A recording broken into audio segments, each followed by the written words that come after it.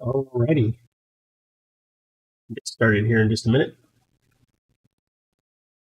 Going to be working on a few things,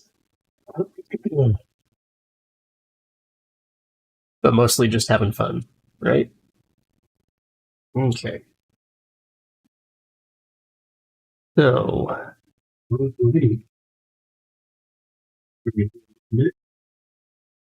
apparently also going to get some feedback. Working on a few things.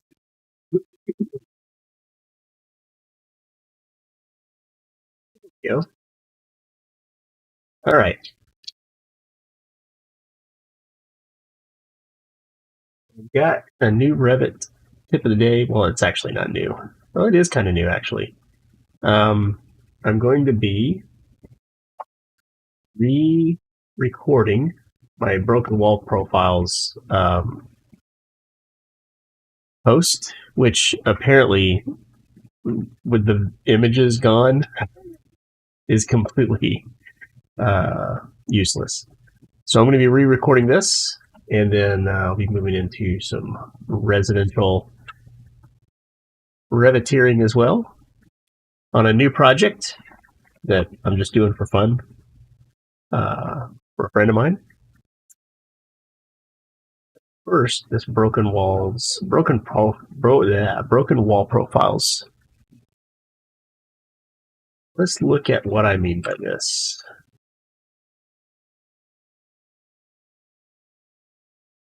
Right, so the original idea here was that somebody has some wall profiles. They've edited some walls, and they've done so in a rather naughty manner. And what do I mean by that?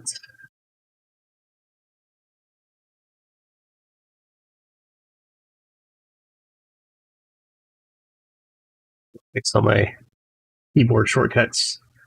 I wonder how many of these will work for my 2018 keyboard shortcuts XML file. Let's find out. Oh,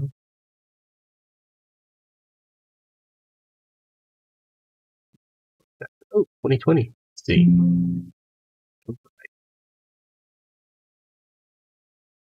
At least that one works. That's what we need to know. All right, so you can, if you so choose, in Revit, do some fun profile editing, something like this. Yeah, and it kind of works, right? It doesn't really know how to clean up this corner, but it works, okay? And so the thing here is that I can drag this wall right now, and it'll extend that profile, and I've got some grips here, okay? But what happens when somebody it'll usually be in an elevation or a section view, they see that this wall doesn't look right, and they're like, oh, that's not right, I need to do this. And for some reason in school or in practice, they've been taught that this is how you fix a wall profile. Okay, it looks right? But here's the problem. If we go back in here, we can see that this wall grip is like way out here, right? And I can't really do anything to the wall with this. Even if I go, within my profile sketch here, it's just broken. And the reason is because I've removed this line, which is on the profile border, which does not show up in 3D view very well. So let's go look and see if I let's create a section right here, and then a section right here.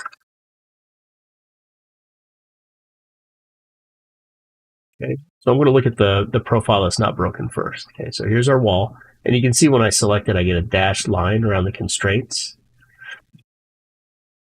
And this line right here, if I select it, you can see is locked to that reference plane for the wall, right? So let's go look at our other section here. we can see that the dash line for this wall, conveniently the view or section just barely contains it. But you can see that the sketch does not align with the constraint. So if I select this line, I get these locks, right? These sketch lines are constrained to our reference lines for the wall, but this one is not. Okay. And if I move it, this is what is now controlling the edge of this wall.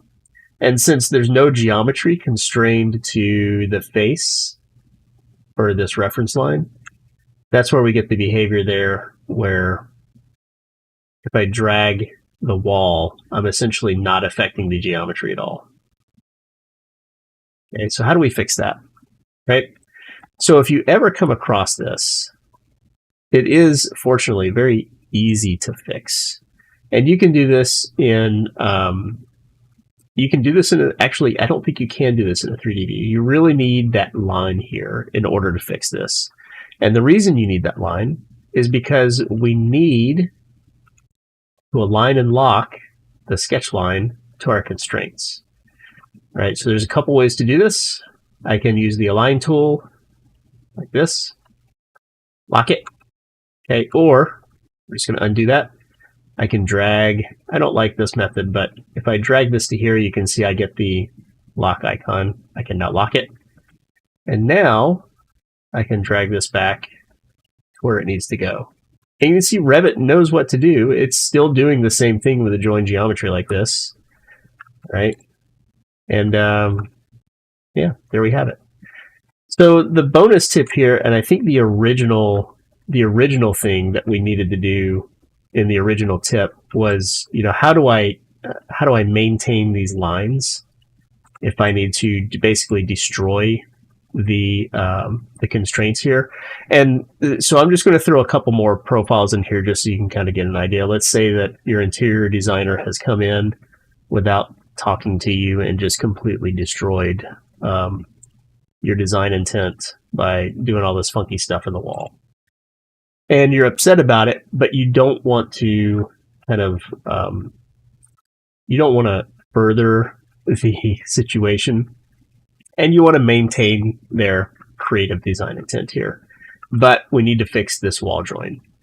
So one thing that we can do, and I would suggest doing this in that section view, right, is we can edit the wall profile, and we can just select all these lines right here, and I'm just going to cut those lines, and I'm going to just make sure that we have our lines back in, and I'm going to finish that sketch, and I'm going to use the trim tool to just get these walls back in to alignment here. And then back in our section view, I can go to my profile view, and I'm going to do modify, paste, aligned. All right. And if I just type 0 here, those profiles go back to the exact same place. And you can see that this line, it knew that this line was way out here. But I can just use the trim tool here and the trim tool here. And now my profile lines are still locked to the wall constraints. And my interior designer is happy because they get to keep their funky shapes in the profile. So there you go. You've got how to fix broken wall profiles, and you also have the bonus tip of maintaining wall profiles that were in a sketch that was broken. Right. Well, I will take that. That was a lot easier than I thought it was. I was really dreading this one. But yeah, there it goes. Let's see here.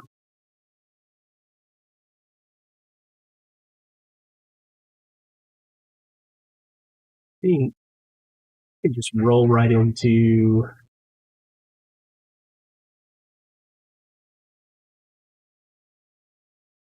the next thing here.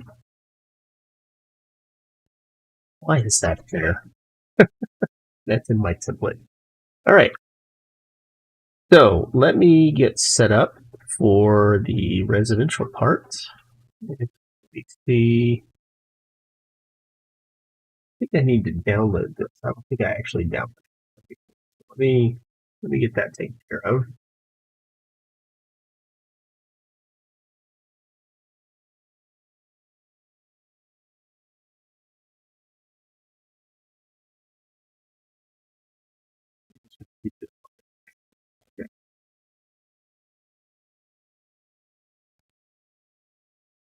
Excuse me with the snip.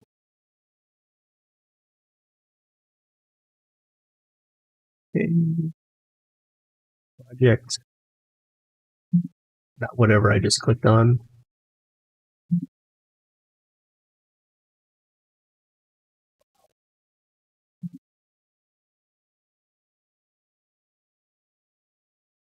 Projects.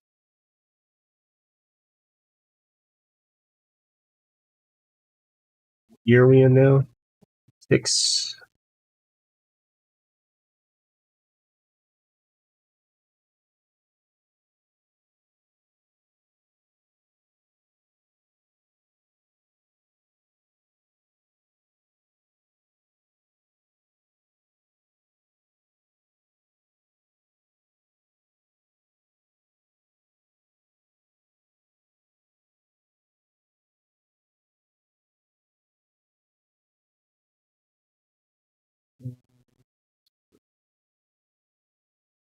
Template project folder in here.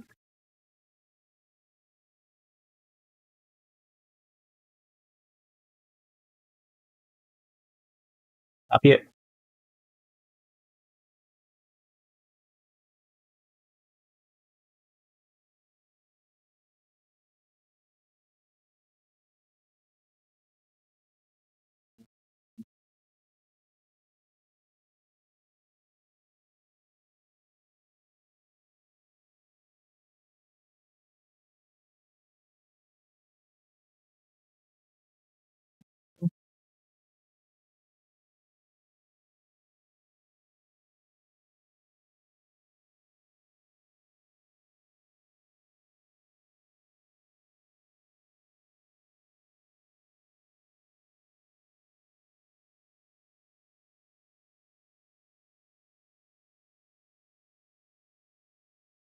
You can remember how to use folder structure here.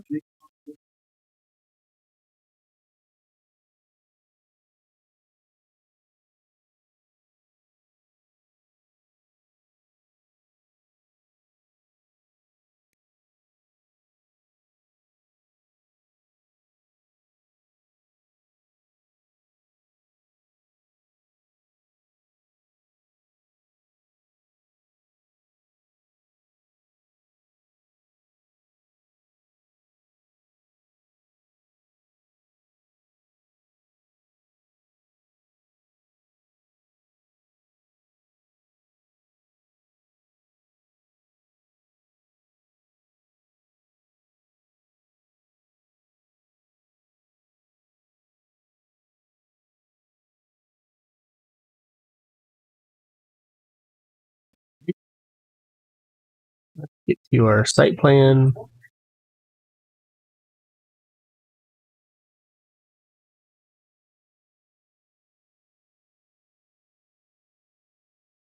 Bring in a PDF.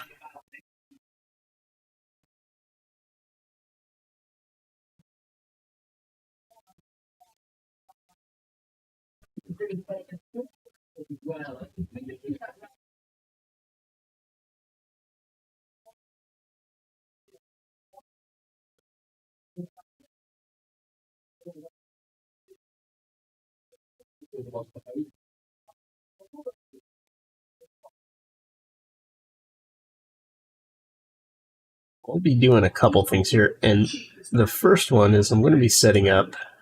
I need to set up the project in True North, so I need to go grab Google Map.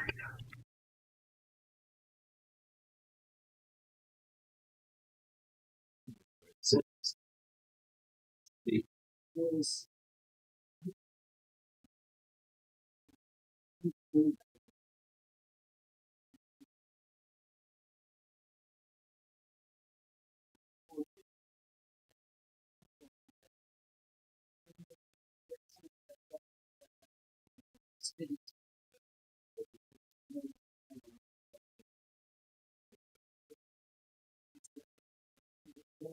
So it actually looks like this is oriented to north. So I think fine. I wonder if City of Tulsa, that's not going to be Atlanta.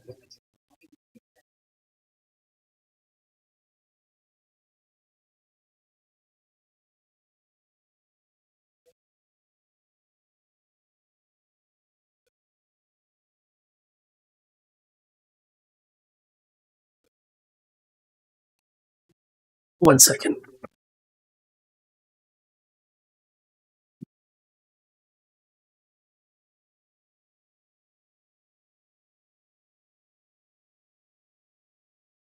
Time I try to stream in like a year, and we decide we need the volume up at full blast everywhere else in the house. Okay, what was I looking for?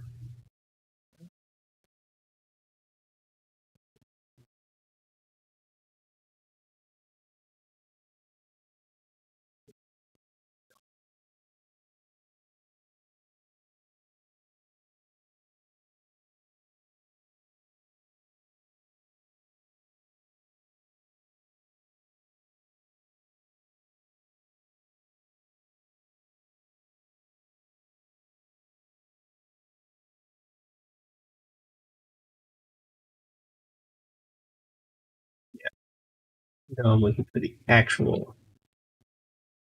There we go.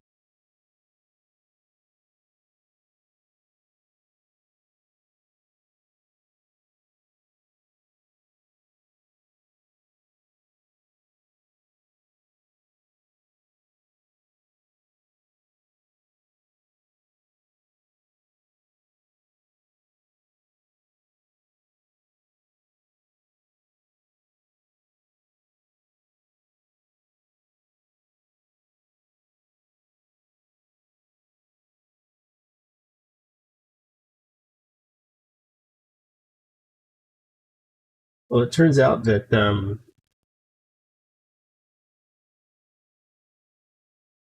you can't find properties that are in one county on another county's property lookup sites.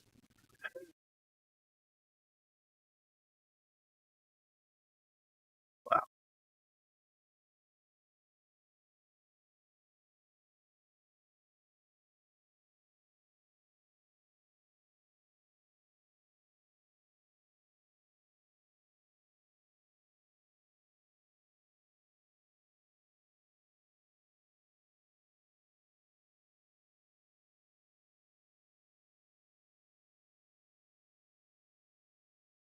Hey Hamza, thanks for watching.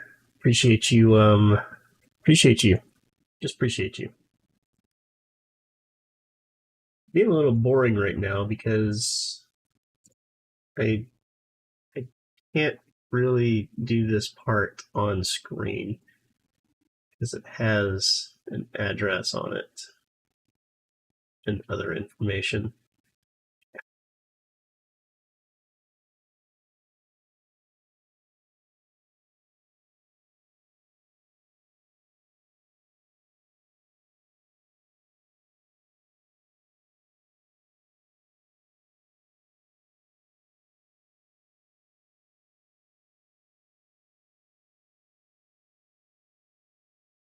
Tell you what, in this county in Georgia, I have SEO'd the crap out of themselves because that's all I'm finding.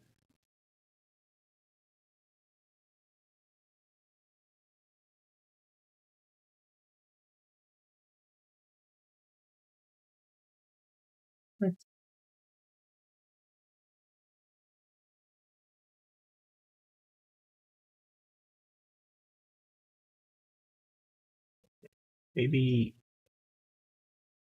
maybe I was in the right place.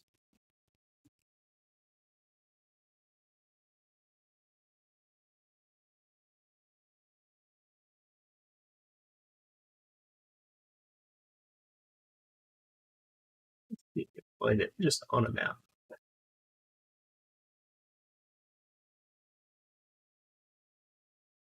Now without street names, I can't.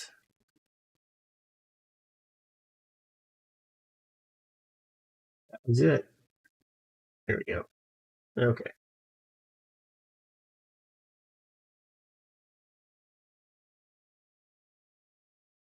Well, we've got existing building dimensions, but we do not have plat information, which is what I was really looking for.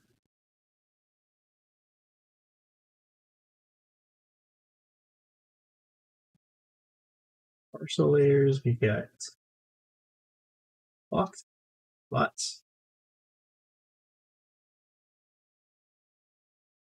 Nope.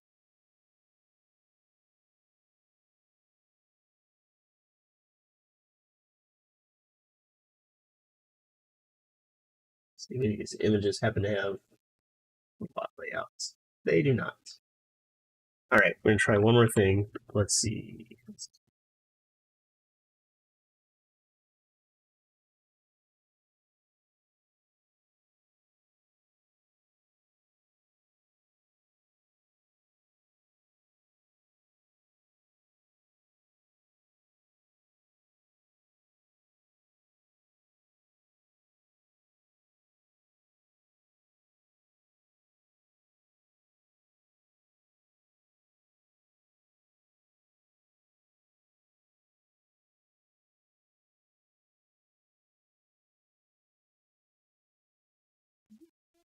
Some of these off, some of these other options. Let's see here. Plats.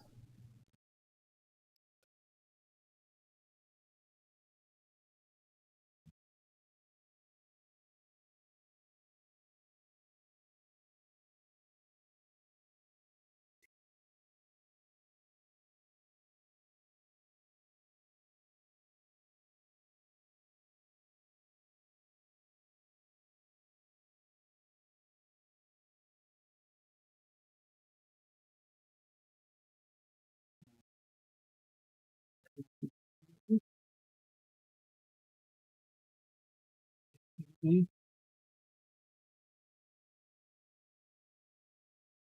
16E. Goodness. We'll try and see. Oh my goodness. I have to look through 36 PDFs. What? Oh, okay. There's different numbers inside of this. I think I'm looking for number 19.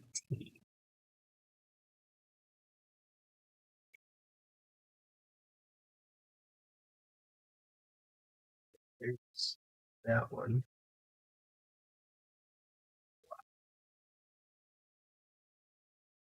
Okay. We're getting close here. Part of the problem is I don't actually know where this property is located. Looking on the right road. I'm just not. Oh, nope. Here we go. I need to be out here.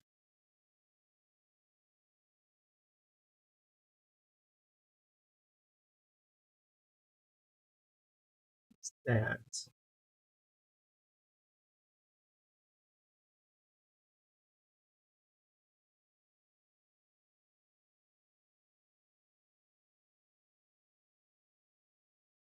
North? I'm looking at. I'm in the right spot. Let's look at maybe 8 or 5. I think that's maybe what I'm looking for.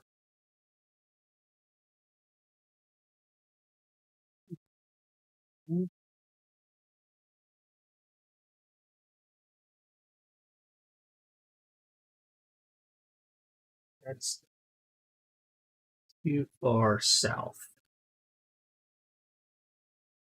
Here we go. Man, it is right on the edge of two PDFs.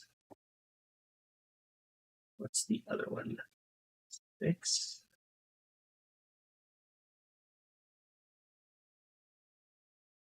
They split this. Okay, there we go. That one.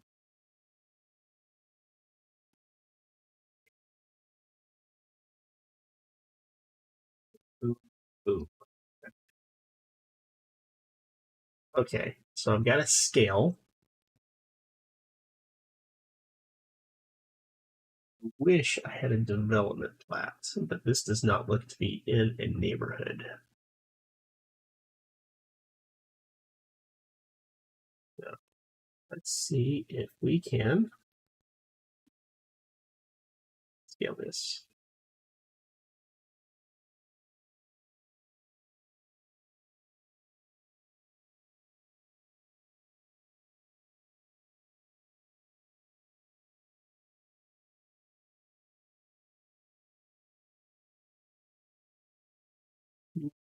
I think this is going to go in project information.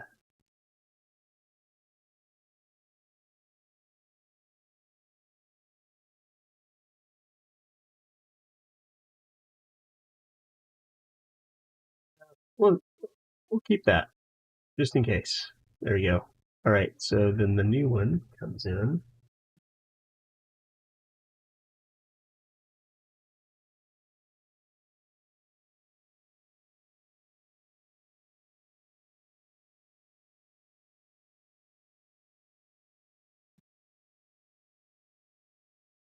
I have the scale on it.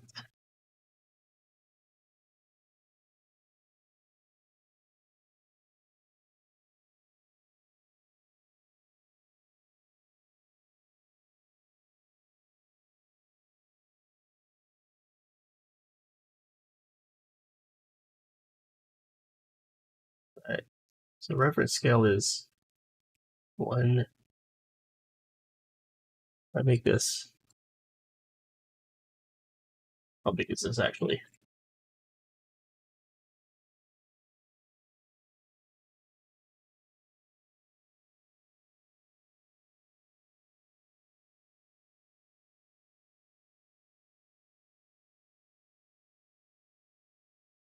Let's scale this to 1 to 1. Yeah. Is that going to actually be?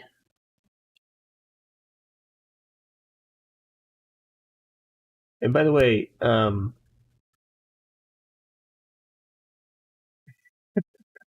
hey man, how's it going? Mr. Brown Daniel. Hamza, if you have any questions, feel free to ask. It's I'm doing stuff, but at the same time, I'm happy to take a break and um, answer questions. All right, so the scale of this is 1 to 8,400. So what are the chances that that means 1 inch is 8,400 inches?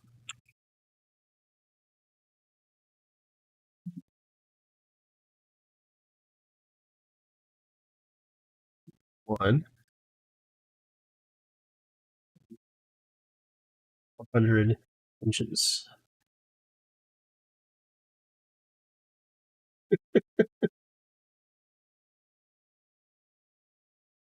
Seem right? Let's see.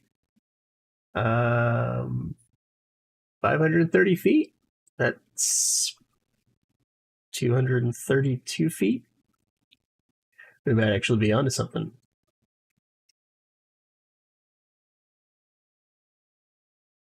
I think we might be. Yeah.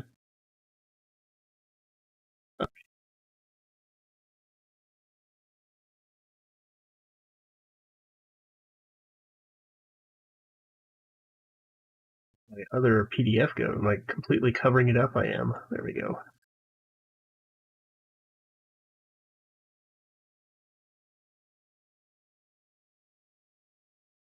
Now the question is, where do I want to set the origin for this?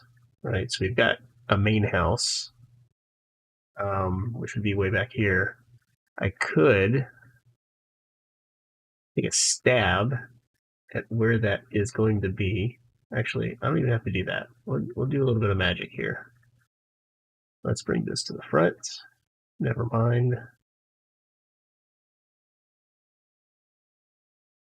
Really good property line right there. We can get it close. We can get it close. And draw a line right here.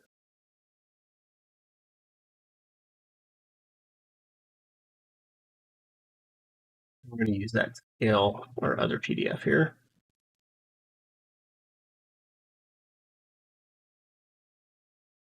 And it's going to be close enough for what we're doing.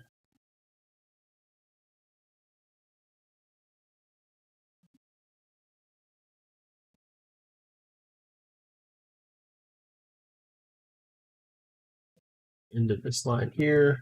And now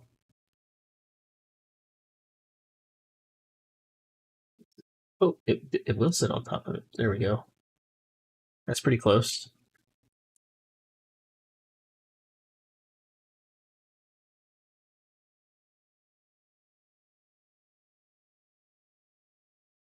That's going to be close enough for us right now. All right. So now we're going to take both of these guys, and I'm going to drop the corner of this house on my origin, which is right here. Let's just see what happens. We can get it close. We'll put our property lines.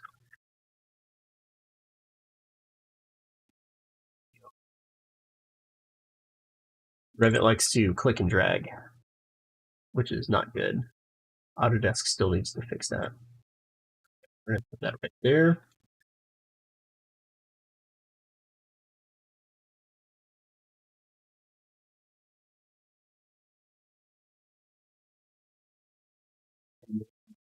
Let's just go ahead and set up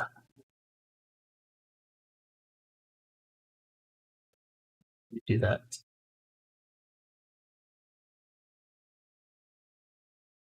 As a table? I really did that as a table. Okay.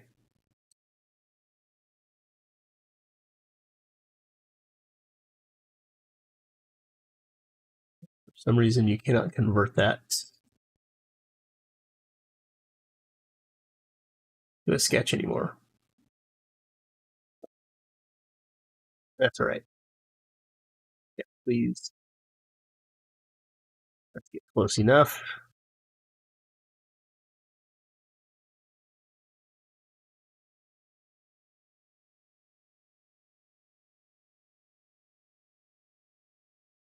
I'm not even going to worry about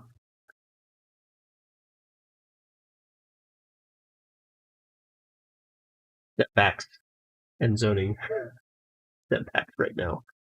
All right. But we've got our house kind of in the right spot here. And we've got a nice rural lot, so it is oriented to north. I don't know why I did that. I've got these guys right here. I think this might, is that raster? Yeah, I think it's rastered. Okay. These should be close to my property lines. So I'm going to ignore the slightly skewed lines.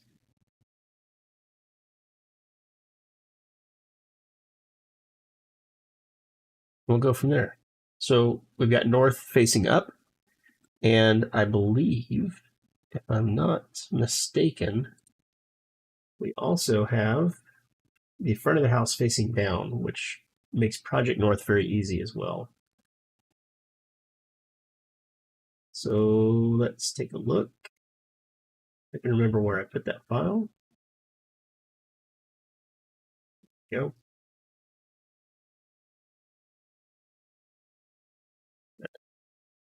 Keep right here.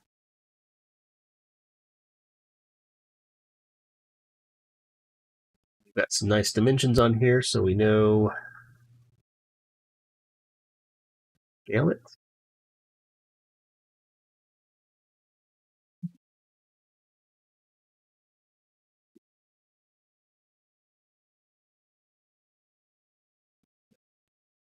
Is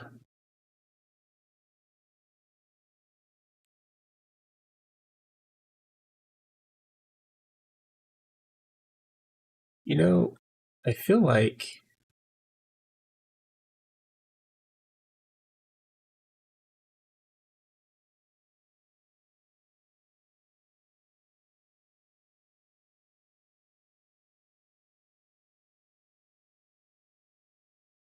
my origin go. I feel like it's not in the right spot. Here's my origin.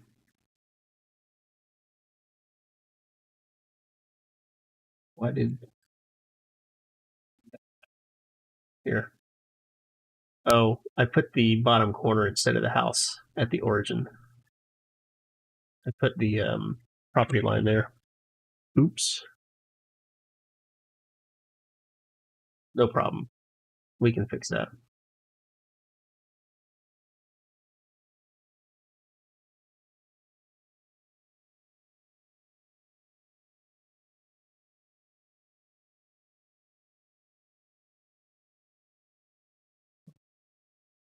Two, three.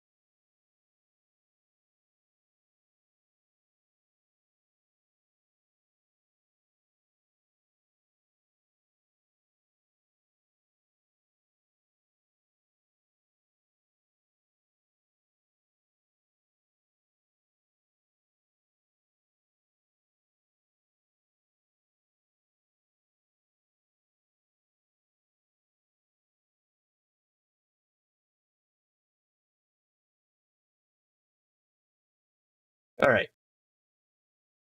We've got a site set up. We've got a PDF in there. Throw these labels elsewhere real quick.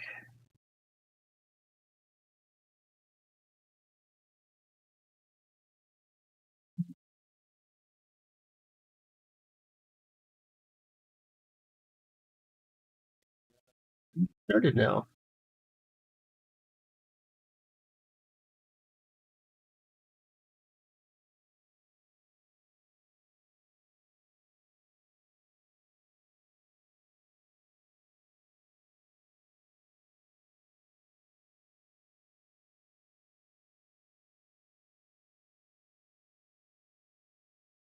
We'll leave that note for now.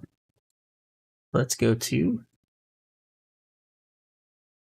right here.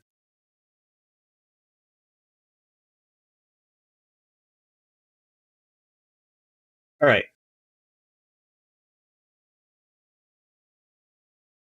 Right now, we're just going to assume a 9-foot plate. Throw some basic walls up.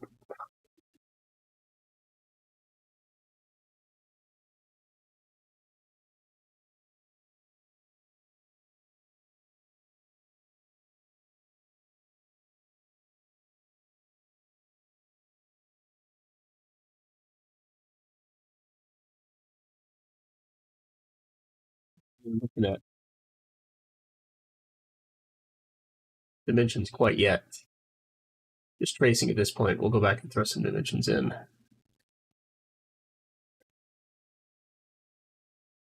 we're also not really worried about the aesthetics. Just doing massing at this point. Just getting something in for us to start playing with. We'll come back and throw dimensions on this.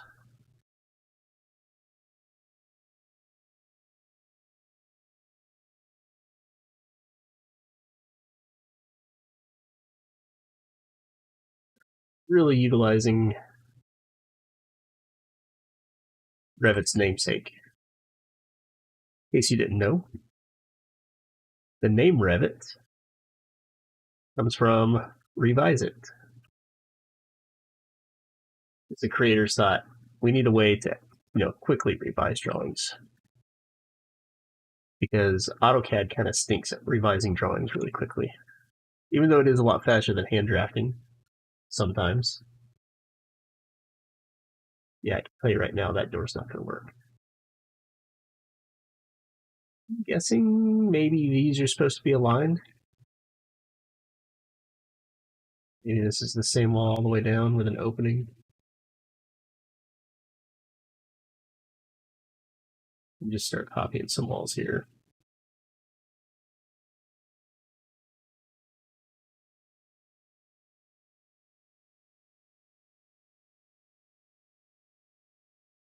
Power wall. I think I got. Why is this?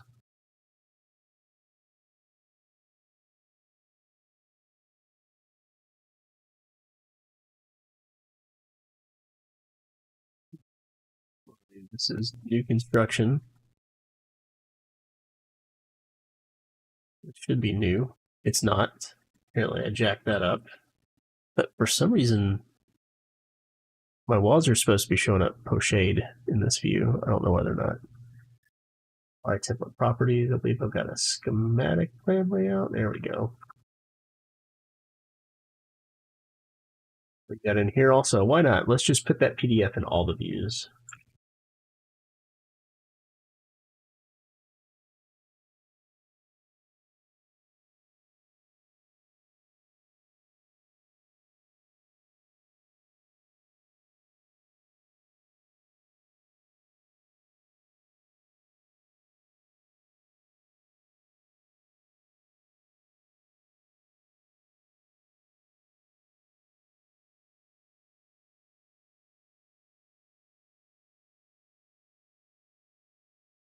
Yeah. This looks like a thicker wall.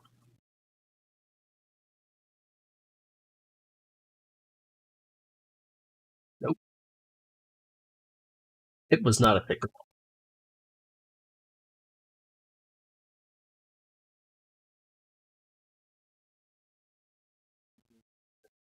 Guessing this is, we want brick or stone in the kitchen there, maybe.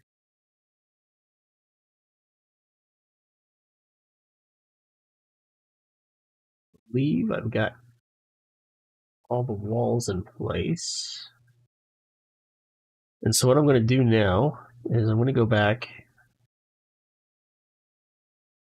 There's some dimensions in here. We like to dimension to faces of core.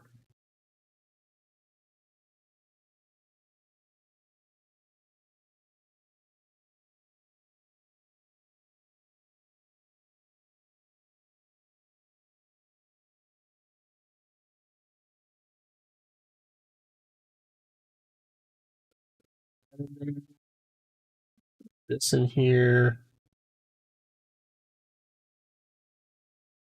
Then we'll eventually need to figure out if we're looking at brick, some kind of modular veneer, so that we can maybe dimension this within that module. But for now, I'm just going to match the dimensions that are on there. We can kind of smooth it over when we figure out if the layout works. That's the important thing. We want the layout to work. Does it function properly? You can see I've got some 32nd inch dimensions on there, which will not work. Fix that here in just a minute. Nope. I don't need it. I don't need to know how to use this template because I made it.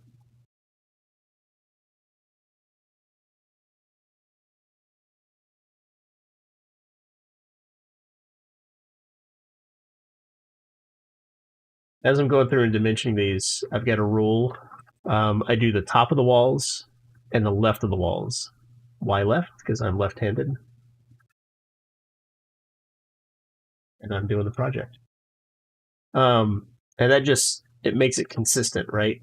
So I did the exterior of the exterior walls, right? And then for the interior walls, I'll do the left face or the top face. And of course, that depends on if I'm trying to keep clearances. So if I need to keep a clearance for something, I'll make sure that I dimension appropriately. So it's not a hard rule, it's just a guideline. And it helps get me where I need to be for dimensioning.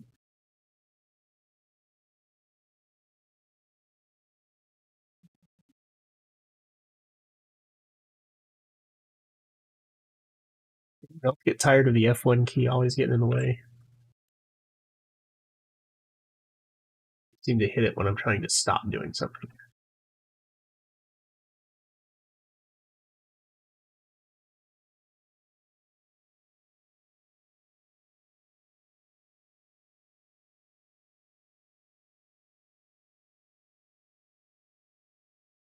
All right, so this is our origin. We're going to be coming off of this for everything. I need to make sure that my walls do line up.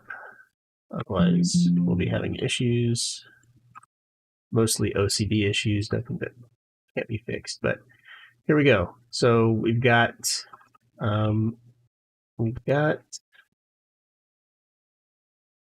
it looks like 32 feet, maybe inside.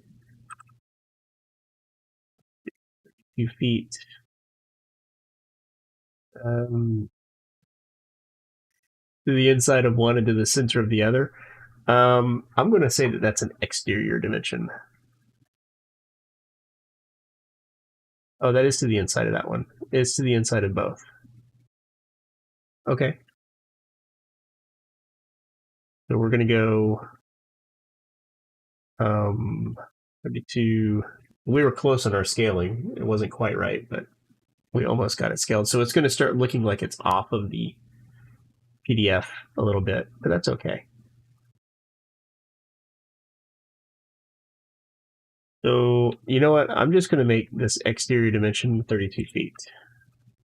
And we'll start from there. And then we've got 27.8 here. We don't really have a dimension here. Let's see. We got 27.8 there. Well, got 27.8 exterior to exterior there, but then also exterior to interior here. It's okay. We'll make it work. So this one was 71 feet. And then this one was 24, 8.5. Let's start with 24. Let's start with nice clean dimensions. And we'll see where we get from there. 30, let's try 36.8 instead of 26.8. All right, so I've got 71, I've got 27.8. Do we have 43? Okay, it'll be 43.8 once we get rid of the width of the wall, so that's pretty close.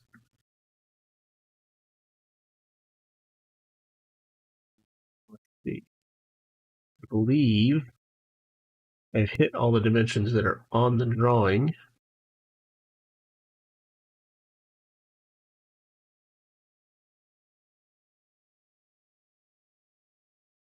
And everything else will be up to us. Make work.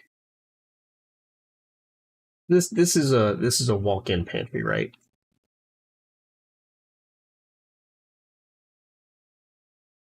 I think at the end of this design, we're gonna have a concealed pantry right here that walks into the pantry from here. I'm gonna sell you on that. I think that'd be cool. All right, let's throw some doors in here. So we've got some double doors.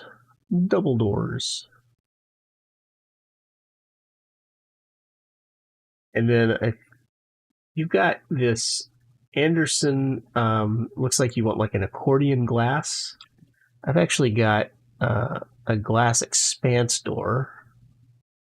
I'm not sure if everyone's familiar with glass expanse, but it's a super cool project or product. We can link that real quick.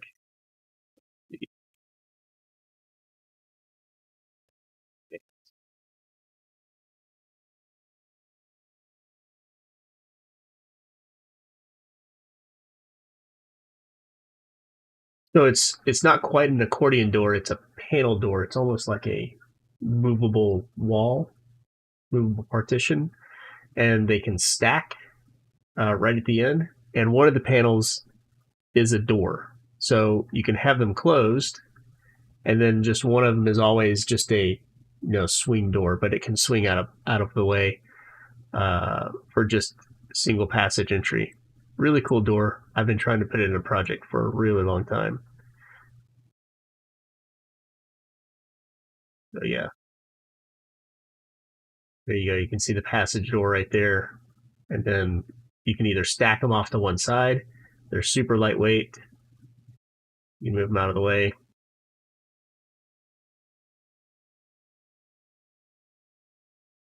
Goes 1, 2, 3.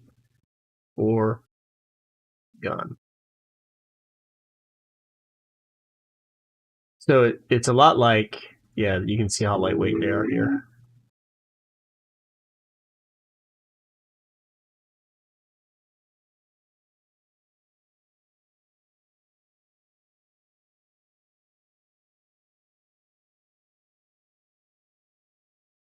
But since we're dreaming, man,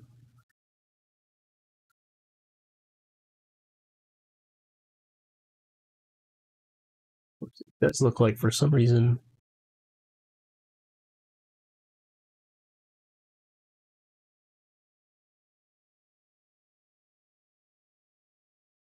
with headmark, framelit, use minimum. My panels are all messed up for some reason.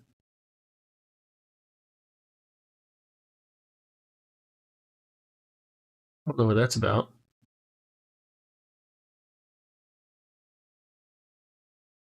I think it's just that one. We'll do a 10-foot door for now.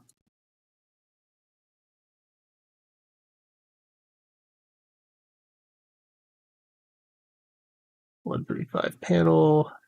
We're gonna start with 3068s everywhere.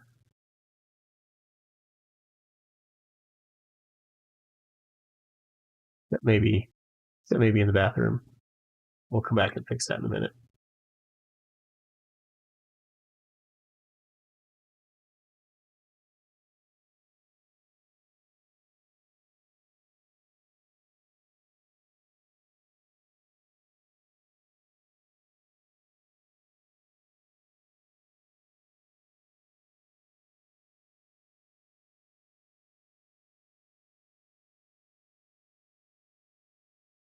Got it.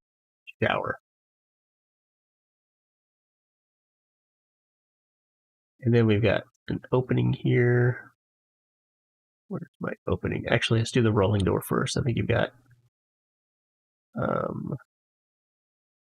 rolling door at the pantry here.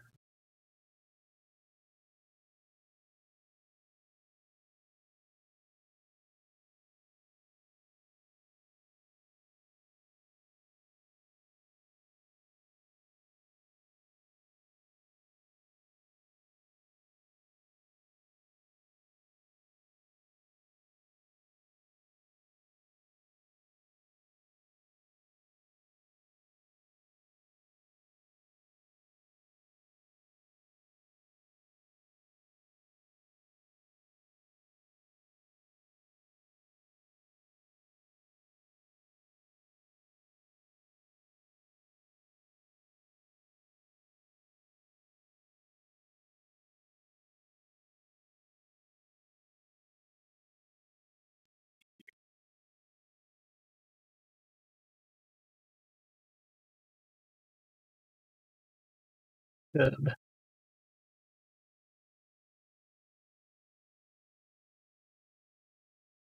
With it.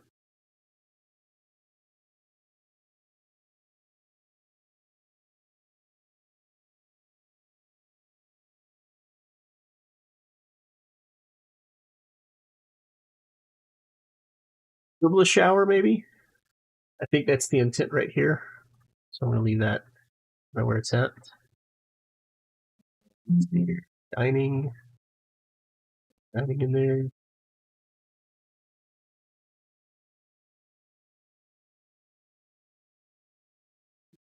We can make that work.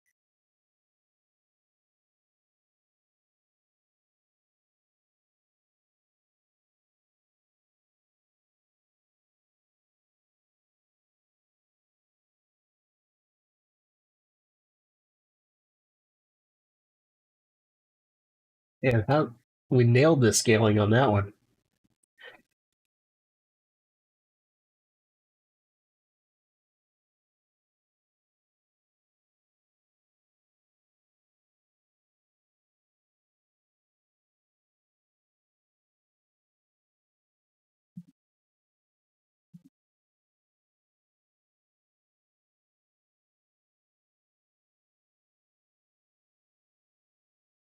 Why? Oh,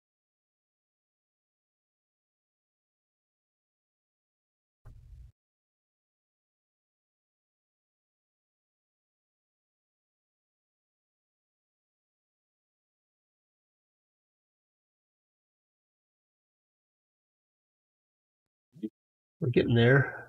We've got a countertop with an overhang here. 2 by 148. We can make that work.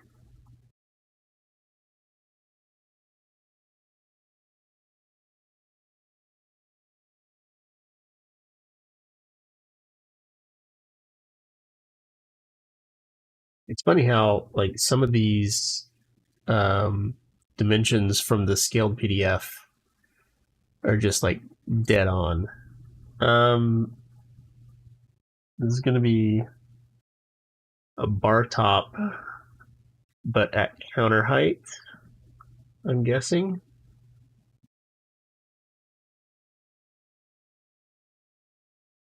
Some built-ins. Sofa sections here.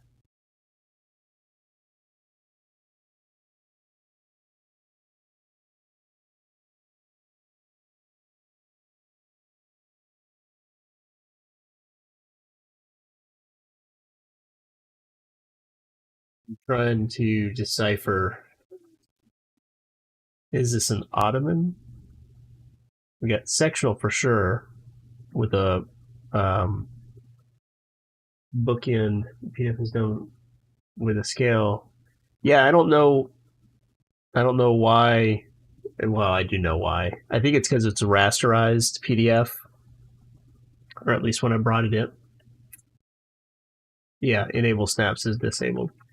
So it's rasterized when I brought it in. And image scaling in Revit's not dead on. So I do not blame you or review Bluebeam.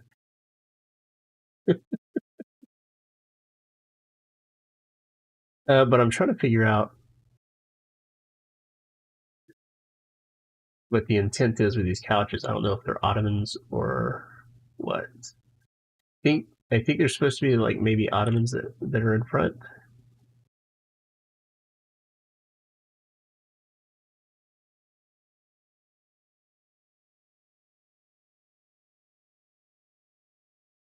Just a little off.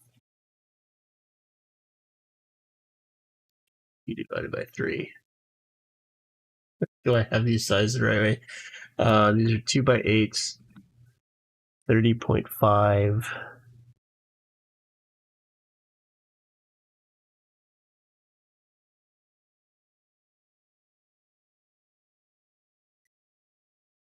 I'm just gonna leave it like that for now.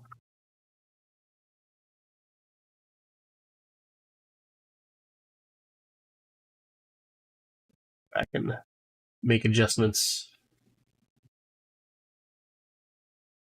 Let's just hide the PDF for a second and just see how we're doing here.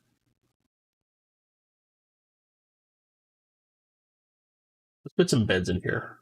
Or let's put some windows in.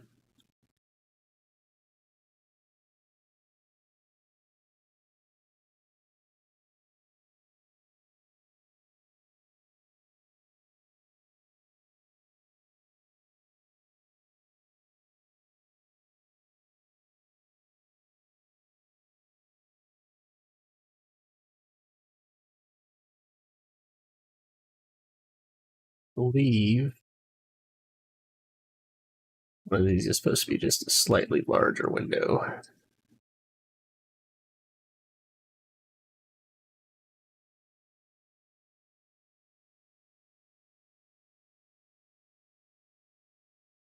Yeah.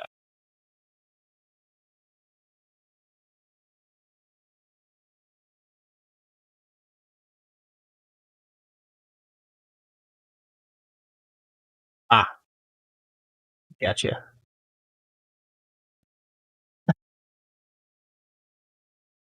You gotta love SEO to the point that it doesn't make sense. So here I'm getting a Wayfair advertisement for a Hyundai sectional couch Revit model for $35. 2-day free delivery.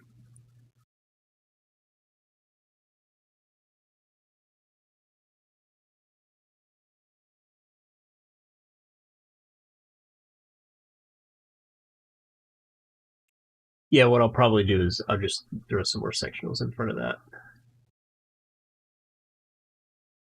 are blank. And then I'll have that one section that's kind of hanging out the end there.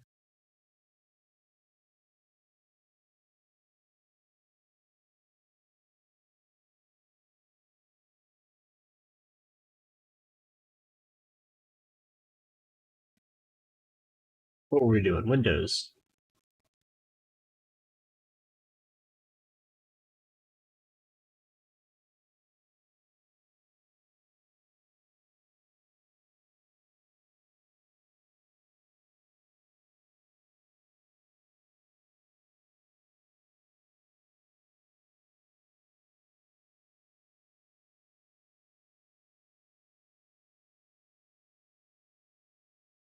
Big windows in there. Pretty sure you've got a window in here too. Yep.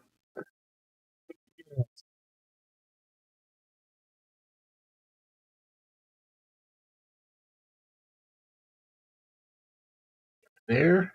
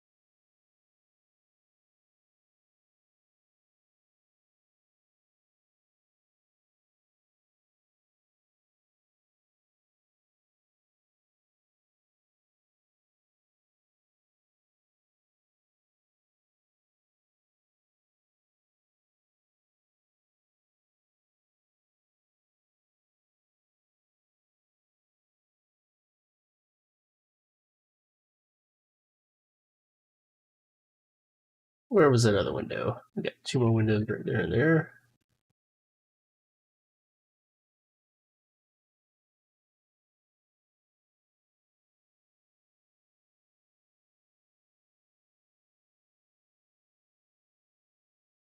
I think we've got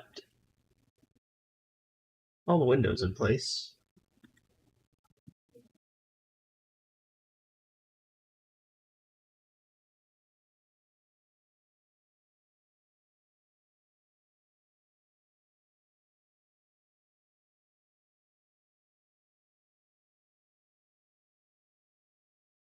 We're going.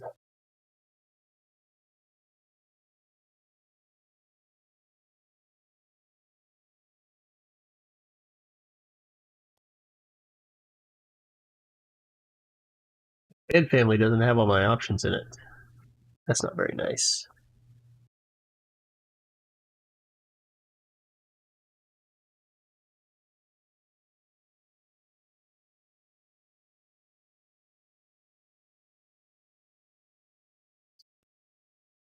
Cool.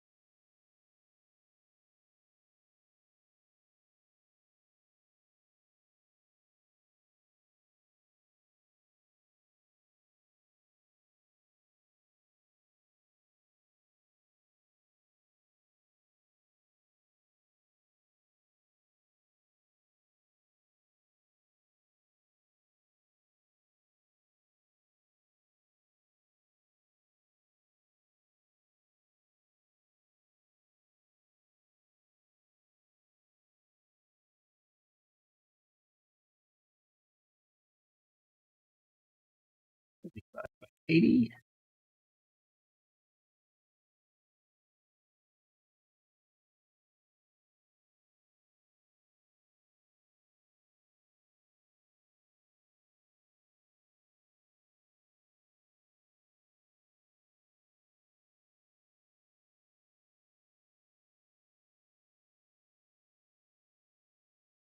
All right. How are we looking here?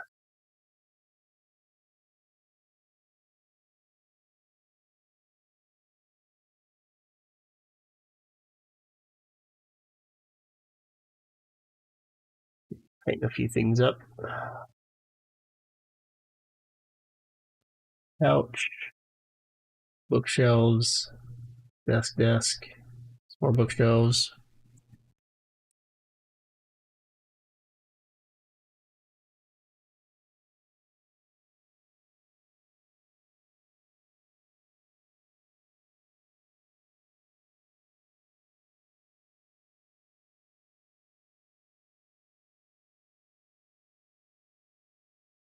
Yeah.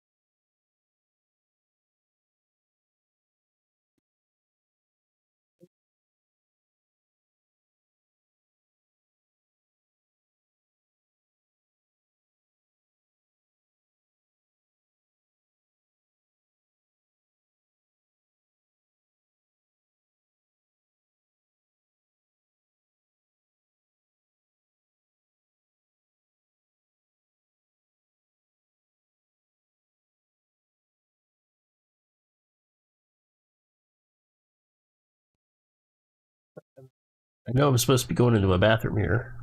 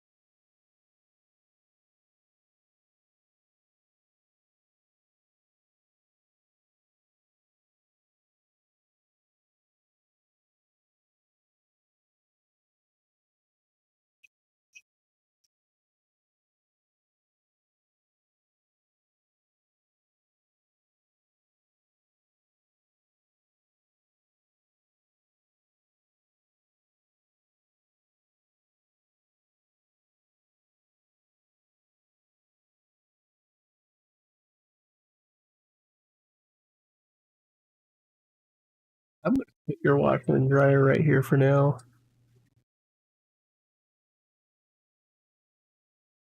But I think that's going to move. Also, I think we're going to make that a 2x6 wall.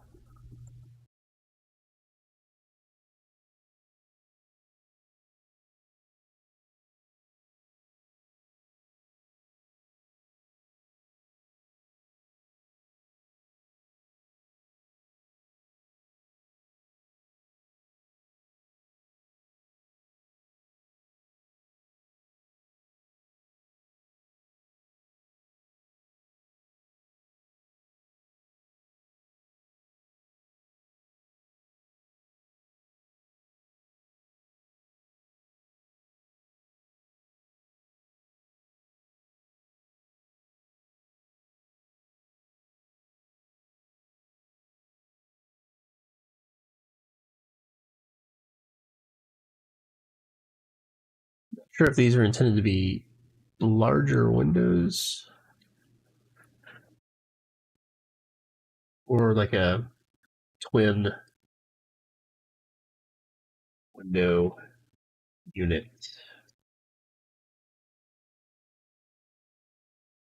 But I just want the windows in there for now.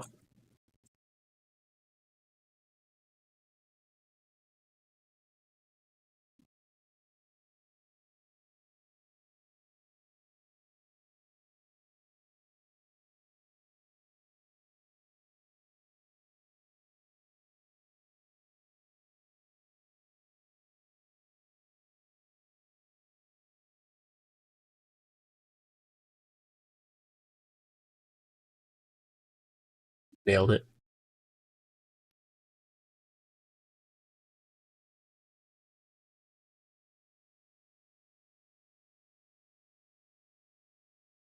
Do I have a desk? I have a desk family. I just don't know that I've got it readily available. That would really help this.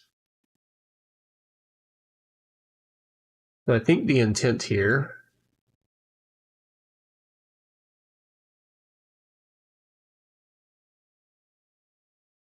to have, it's almost like a dorm room style. We've got like a built-in wardrobe.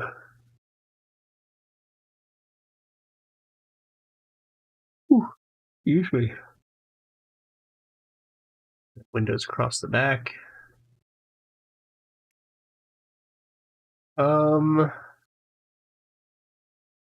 know you've got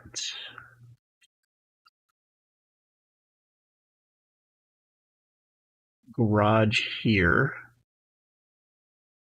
but one of the things that we'll want to talk about is your intended entrance, like drop-off area and stuff like that.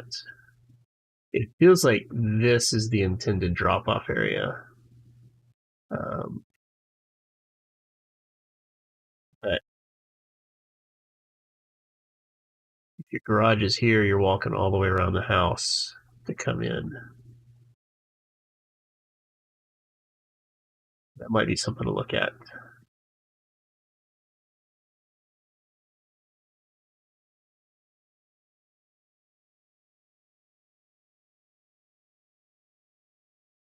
I'm going to get rid of that in this view, and let's firm up some of these dimensions here.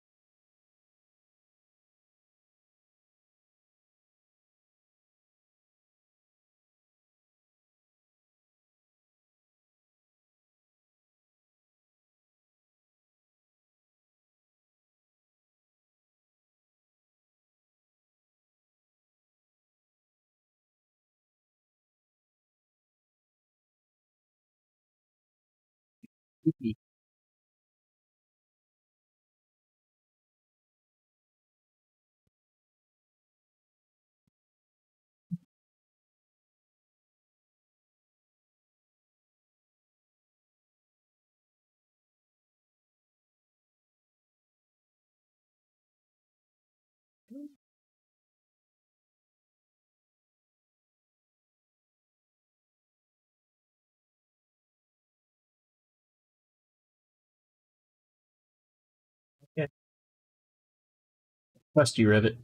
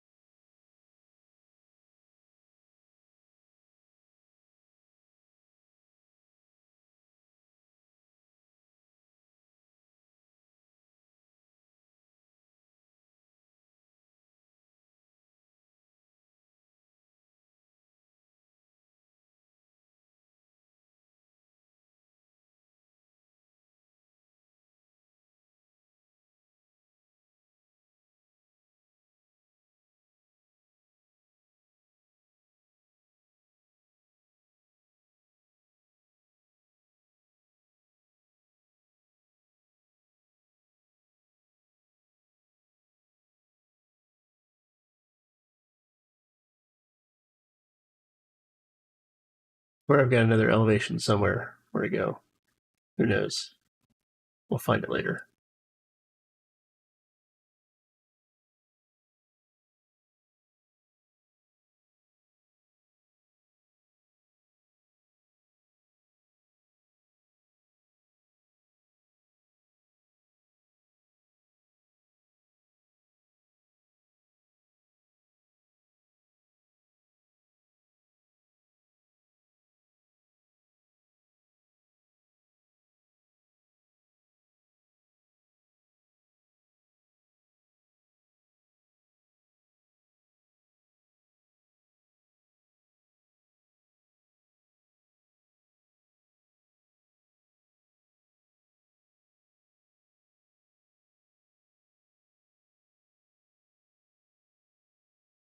Mentioned in the wrong area there. That's okay. Easy to fix.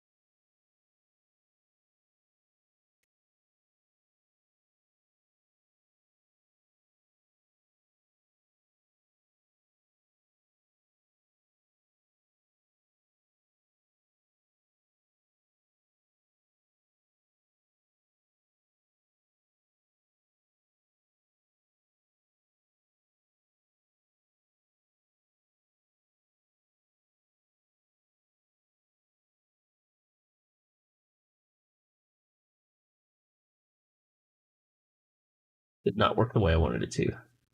But we got it. We finally got there.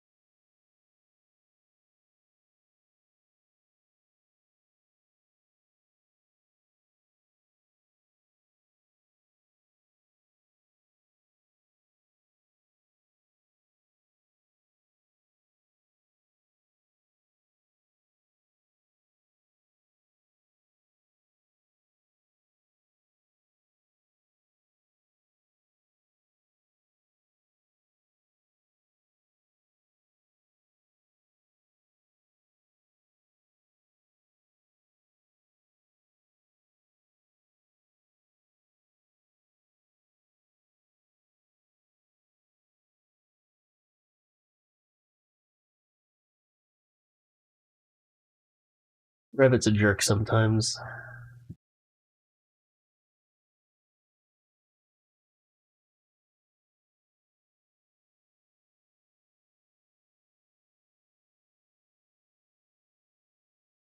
I'm not sure what's up with the funkiness of why.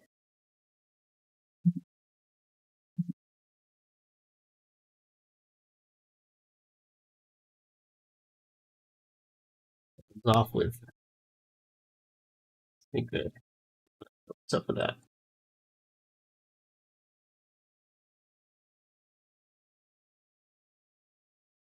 The intent there.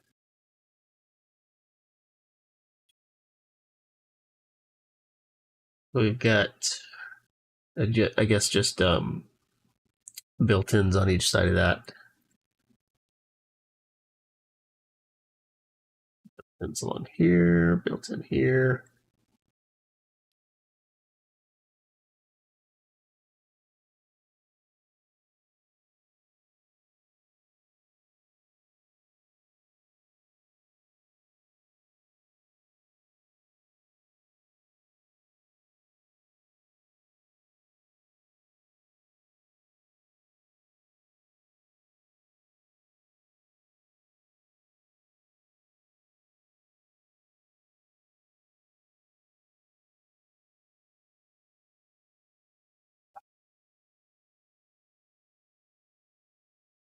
Those not loaded.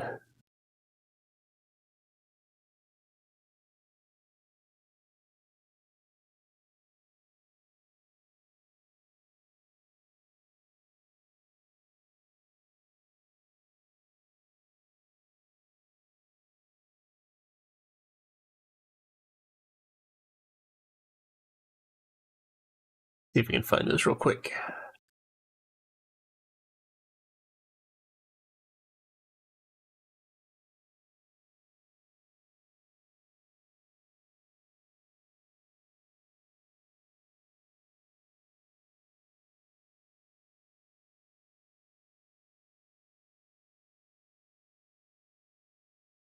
Now I gotta remember where I put them.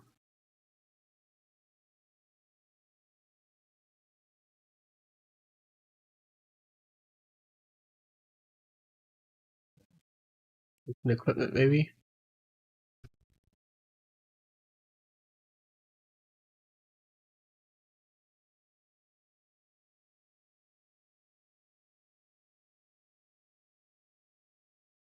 Feel like either True or Victory. I thought I had a wolf stove as well. Oh, you know what? All this stuff hasn't synced.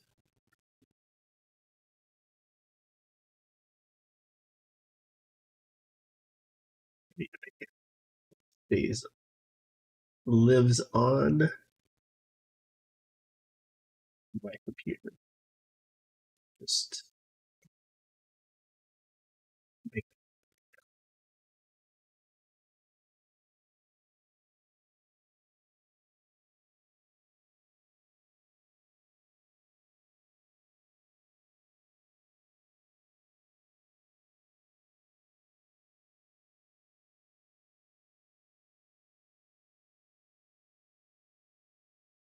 it be.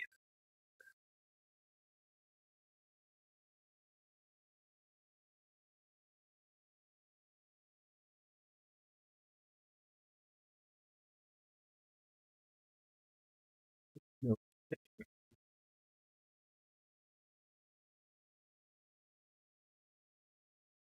Yeah. Okay. That might be another day.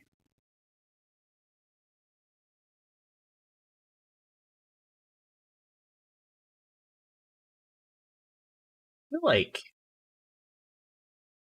feel like this wants to line up also. Was that the intent?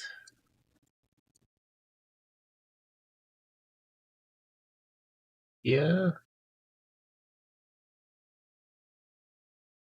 like it was supposed to. Yeah, 24.5. I bet I adjusted the bottom, but did not adjust the top.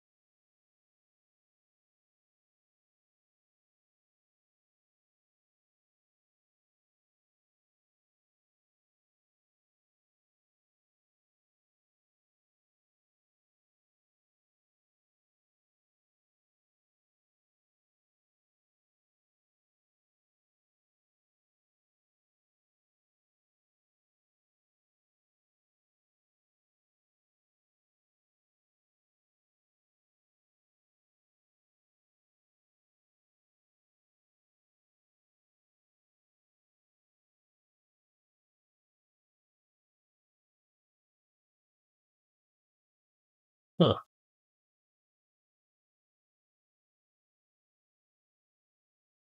interesting.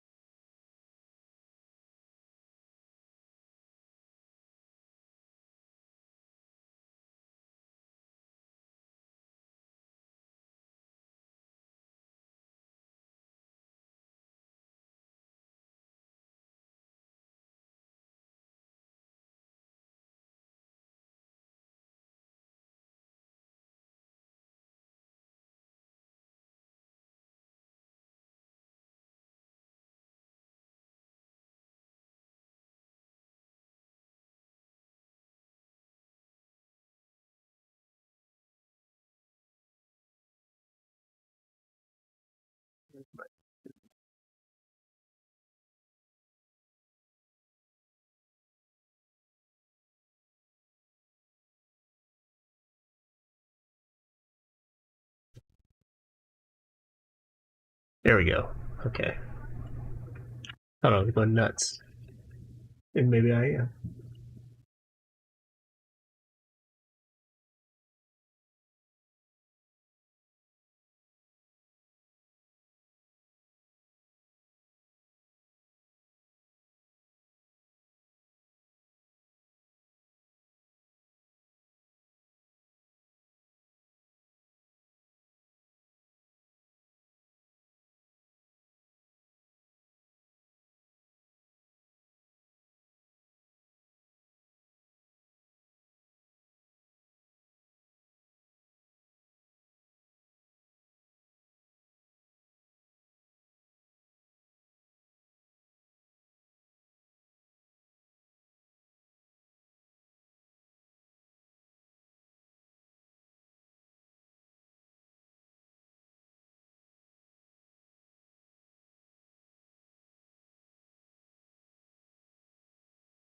Window really wants to be centered on this door. And I think this door wants to be centered in this hallway.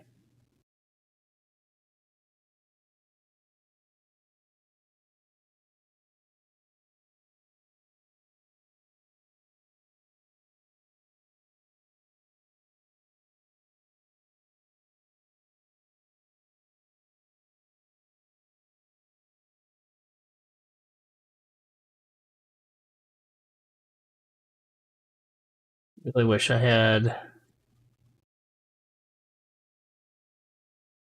the rest of my family's loaded so I could finish up this kitchen. We really want this to be like 3.6 out here. Yeah. 1 second, I'll be right back.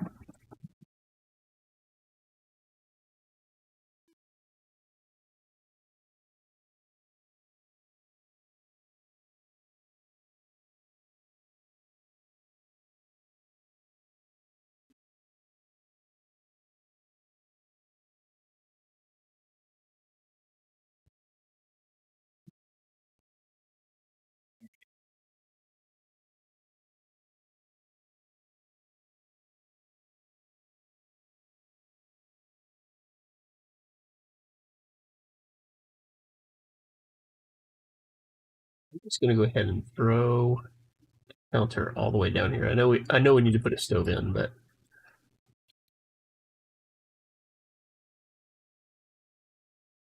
we're just gonna throw this all the way down here to kind of fill it out.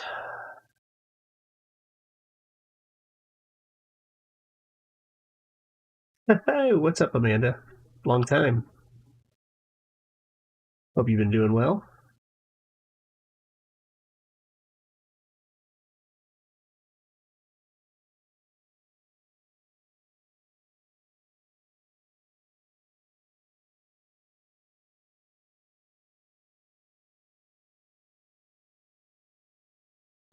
I left the wall out.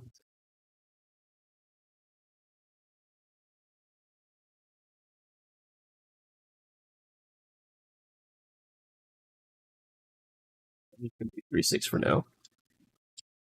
What's up, puppy dogs?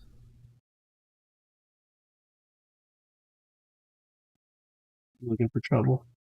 No? Okay. You've got kids now, too. Wow.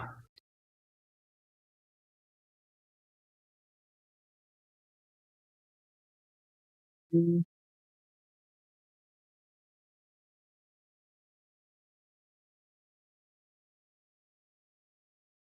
You're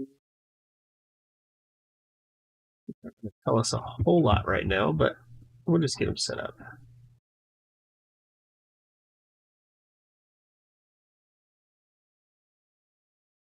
What else you been up to, aside from having kids?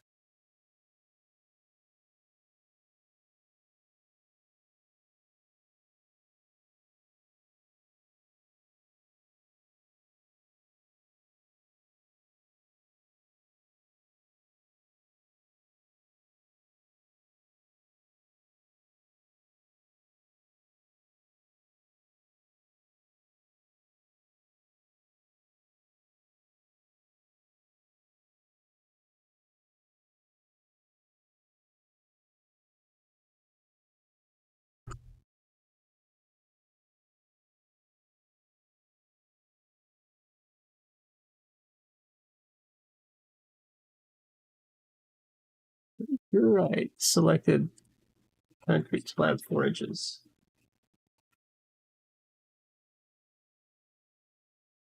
Nice.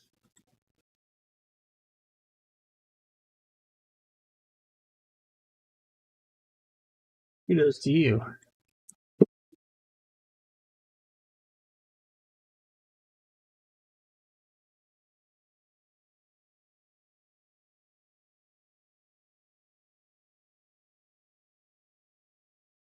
Be thinking glass door on the front here.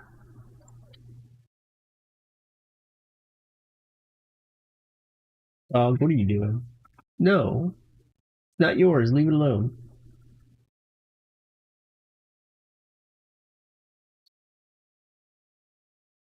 No, I have not opened up a new office. No, I'm doing some work, some side work from home for a friend, and I'm actually working at SGA Design Group now.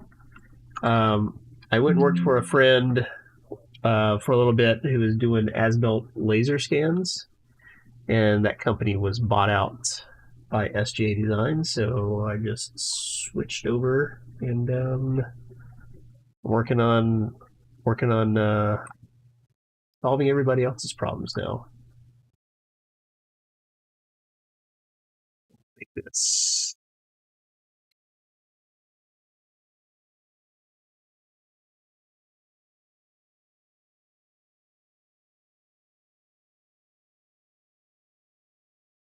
Bother me if that's not the same color as my other glazing. So the question is why is it not the same color as my other glazing?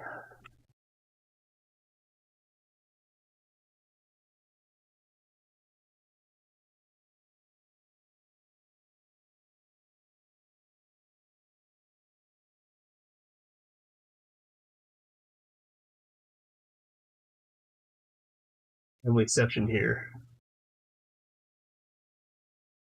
We're having to deal with this before. Okay, subcategory is glass.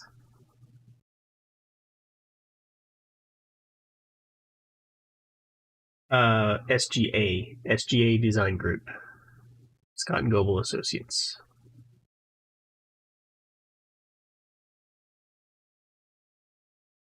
I think if I'm seeing this correctly, I should be able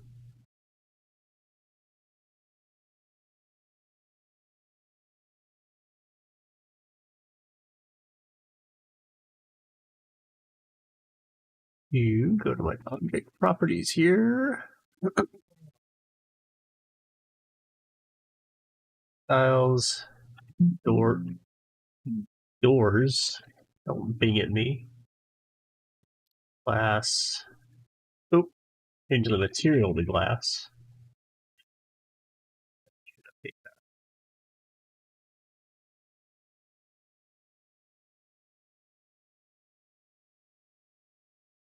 Hey, look at that.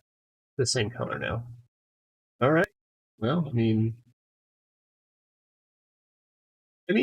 yeah. Not my name on the door leadership. No, I don't think that comes when you join with a company that was bought out. I've technically only been there for like 2 years. But I do have a leadership position. I'm doing QC, senior project architect kind of stuff, mentorship role.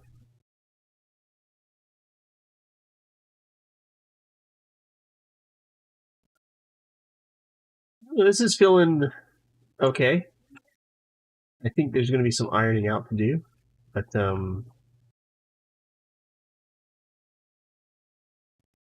things I can throw in here. Yeah.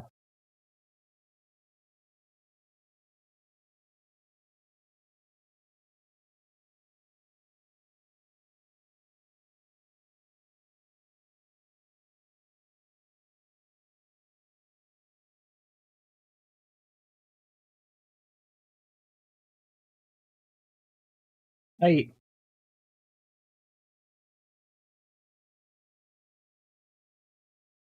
Be tight.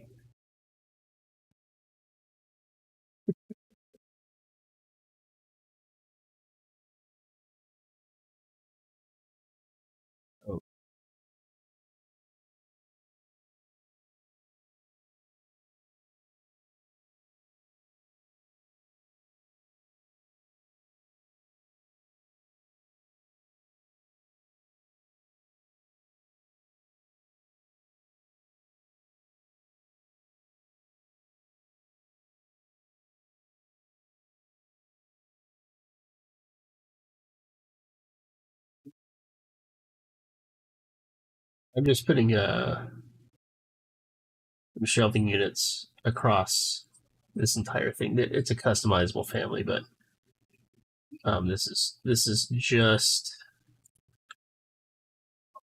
here. Yeah. Um, as much as I'd love to, that's not really in my career path right now. Really need to focus on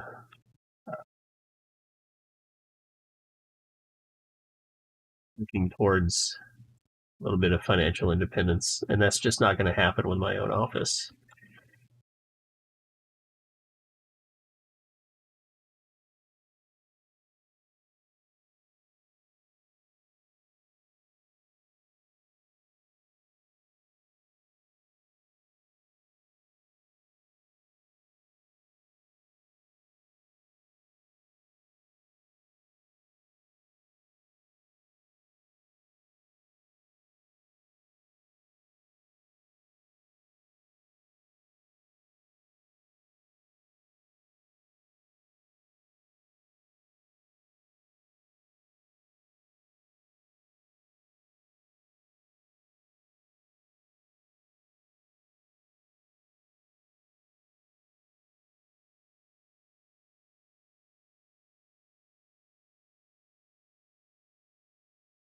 Stuff is.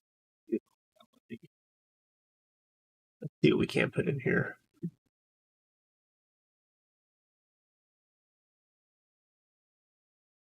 How big of an island did you plan on putting in there?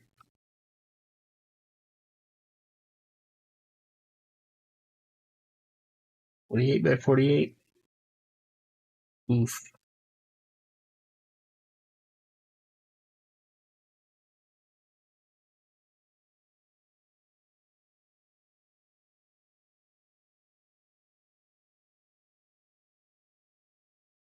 Okay, that's not too bad.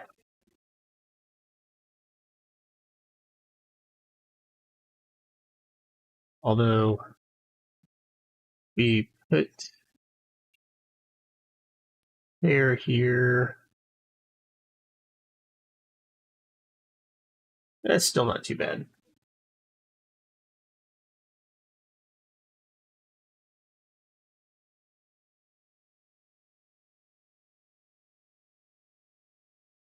I don't know if the plan is to put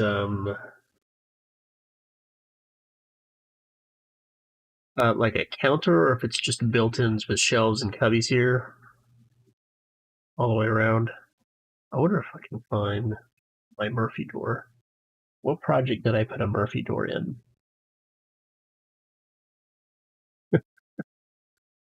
Yep, kids are big. Next year, I will have 2 high schoolers in the house. Oldest started driving this year. Yeah,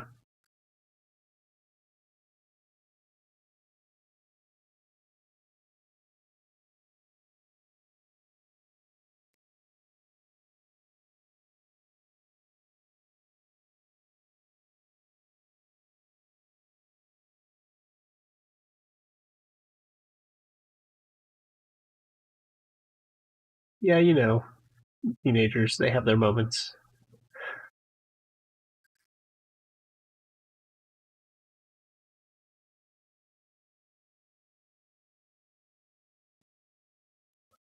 Here, what am I looking for? Plumbing fixtures.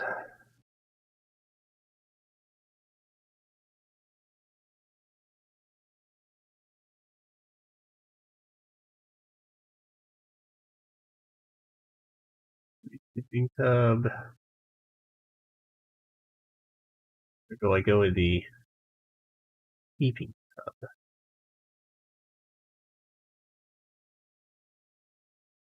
Let's throw the steeping tub in there. It's probably way too big for this space. Yeah.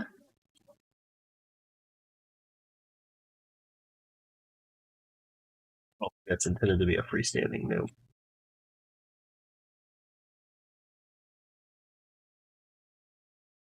Used to have really nice tub. Meaningful?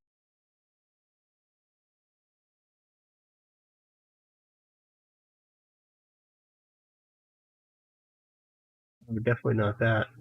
Lab probably stands for lavatory. Although, I guess technically a bathtub is just a really big lavatory.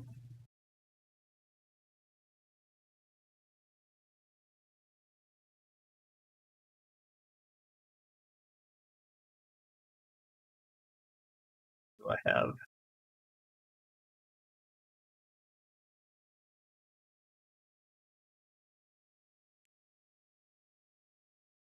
literally got one that's just a freestanding tub. That might just be what I use. Why did my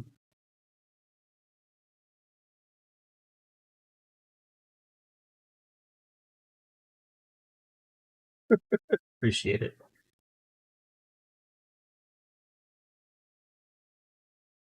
feel like this shower got ginormous. It should probably only be like 5 feet. Oh, it is 5 feet. Is that the intent?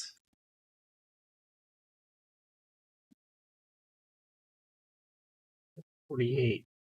No, that's only supposed to be like 48 inches. So something happened there.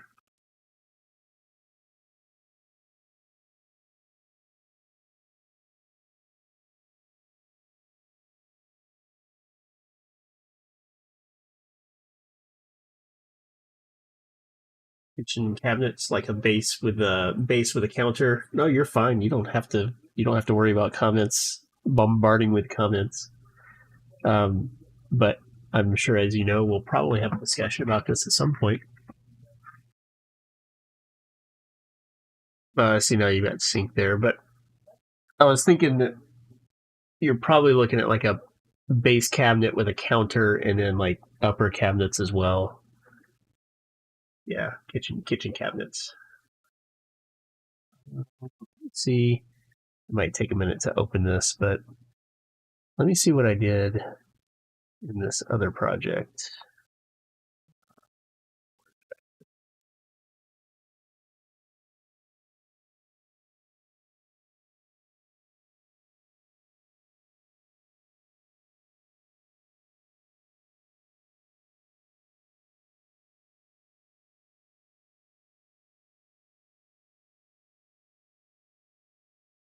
Walk room as a dry room, as opposed to like a Turkish bath where this is all a wet space.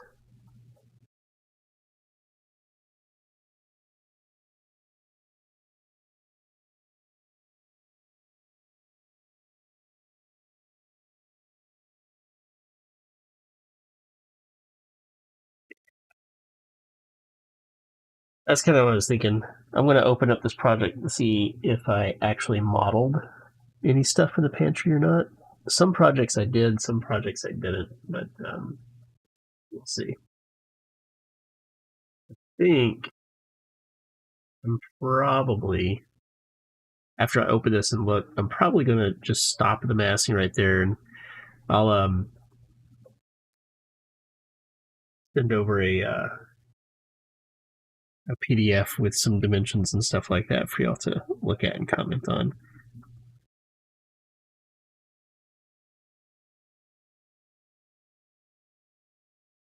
Yeah, the washroom, yeah, is a wet room.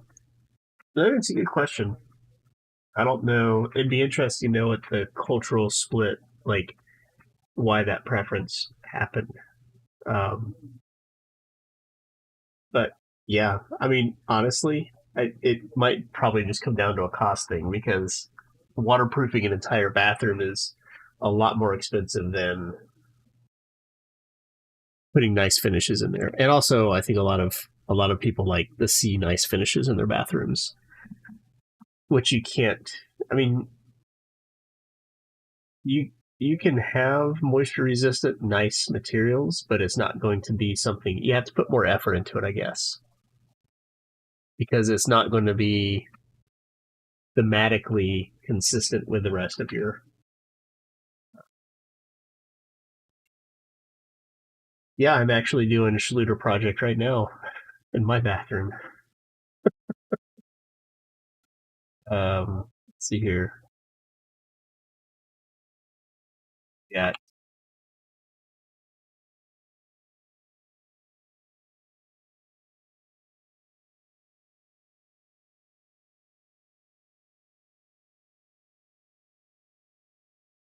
They're just doing a shower remodel. And it was down to studs and slab. And we had the mixing valve redone, manifold kind of cleaned up. And, as you can see, doing went all in on the Schluter, had our hose bib replaced, everything from the mixing valve up to the nipple there. Then getting all the Schluter board stuff. So tile, home details. It really is the best. It's made this remodel a lot easier. Except I don't have the right trowel.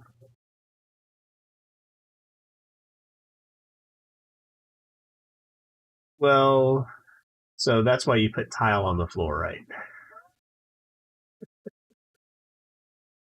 Well, partly PEX. Partly PEX. The rest of it's brass or copper. One of those two.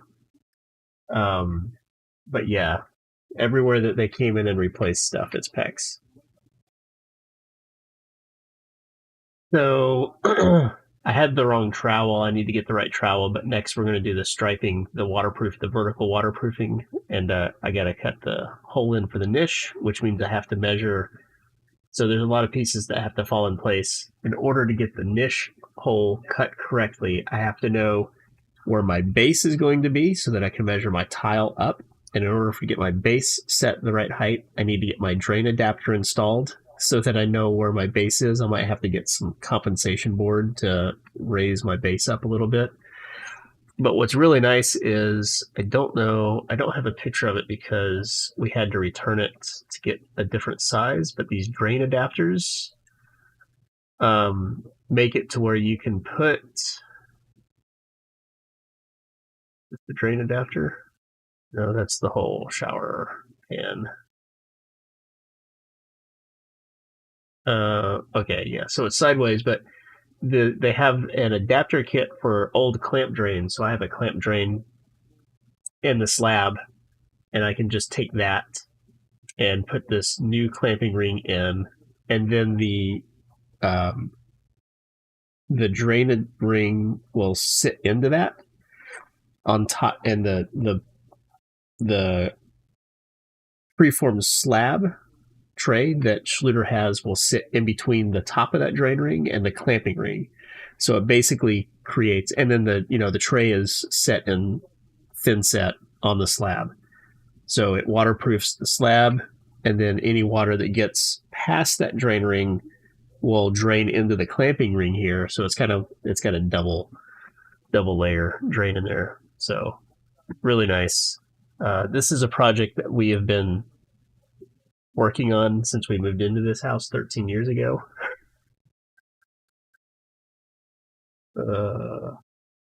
Okay, what was I doing? Oh yeah, we were looking at a house. Okay, so I feel like I might have modeled stuff. Yeah, I've got plenty of stuff that I can bring in from here. Where was her pantry? Was it back here? Nope, that's a garage. Oh, that's right. And the Murphy door. Look at that. The Murphy door is in here too. I'm using a typical drain. I thought about using the linear drain, but it just took too much coordination, and I just wanted to get a shower in. There's so many things that we could have done that we're just at a point where we just want a shower. With two teenagers in the house, all four members of the house using the same shower isn't working anymore. Okay, so yeah, I did something like this. I can bring this. Why is this not in my template? That makes no sense. Now I feel bad. I sent this template to my friend, and it's got a bunch of stuff in it that.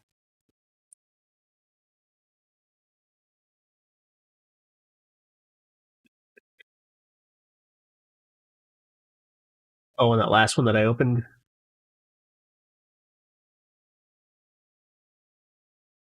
I'm just going to drag this all the way down. Well, wait a second. You said like base cabinets with possibly some other stuff where it makes sense. Okay. Well, we'll just kind of do something like this. Here, I'm going to grab that Murphy door. Get the in-place model.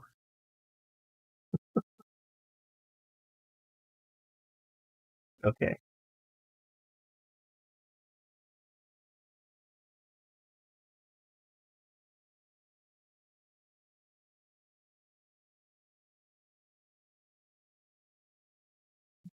I don't know why Revit is doing that right now.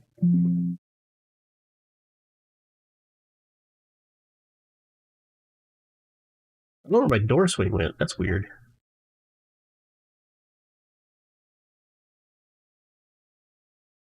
I would imagine that looks kind of out of place in Korea. This was for my cousin. This was actually the second version of this house.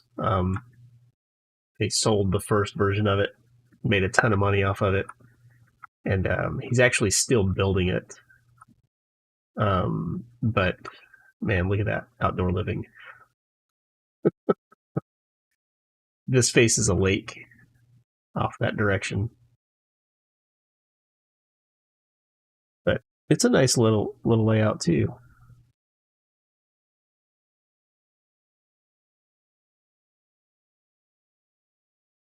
The logic for what? The shape of the roof? Just raise the roof up following the roof size? I mean, the roof size is dictated by your span from one wall to the other, right? So the roof size is the middle of this, and then whatever your slope goes in between that.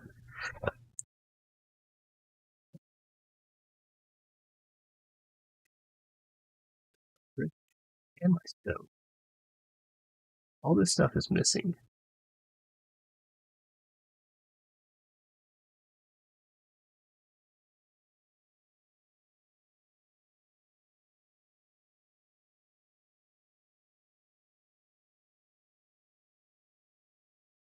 You just raise the roof up following the roof size, room size. Raise the roof up following the room size. I guess I don't follow what you're asking.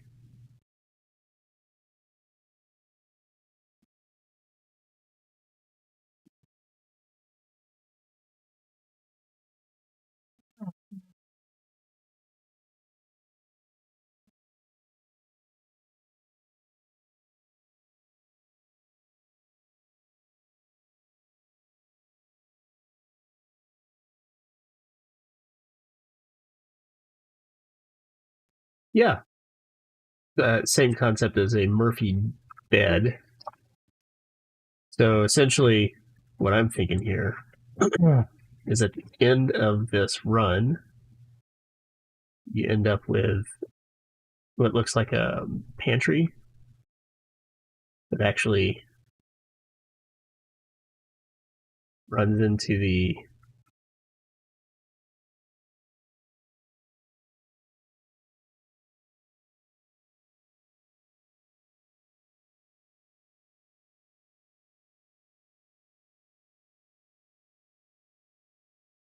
line where I am in the house. Here we go.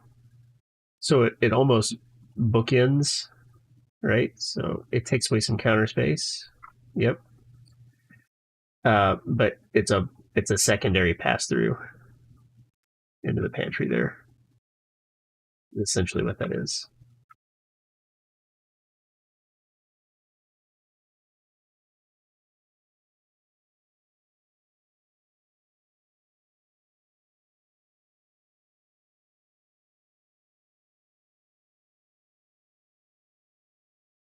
Um, yeah, I guess the roof massing always looks very comfortable in Western housing. It's if by comfortable you mean more space than you really need, then yes, you are correct.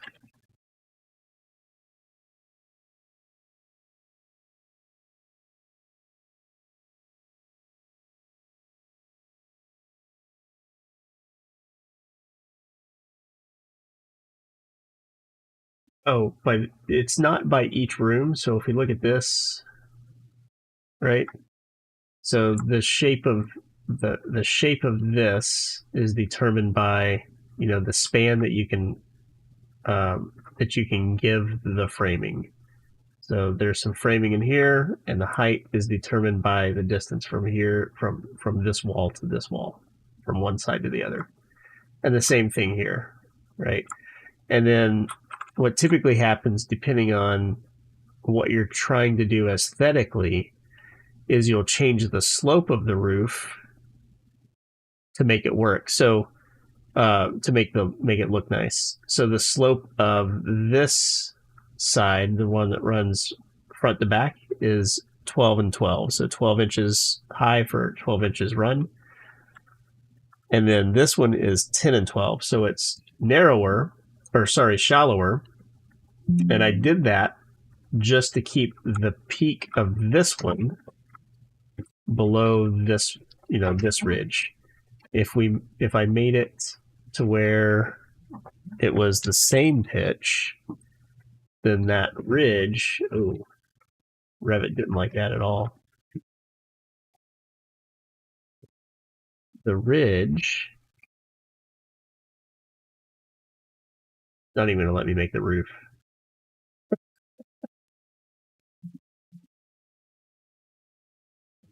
Copy it out here.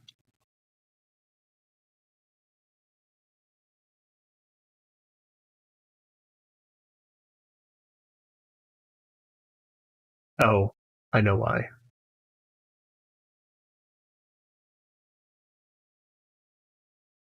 I think you're aligned, but I don't think you are aligned. There we go. So it actually ended up still being less. So it's still below the ridge, but you see how much different this looks than this. So there's a little bit of optical illusion going on, right? So we wanted to make this mass look bigger. And if we had made the pitch of this the same, it would make this part look a lot bigger also. So it would almost make this look smaller. Oh, this isn't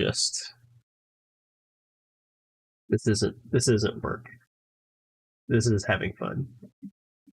So I think in this case, and like this one's even narrower, right? So this one is 412, which is almost the minimum you can have.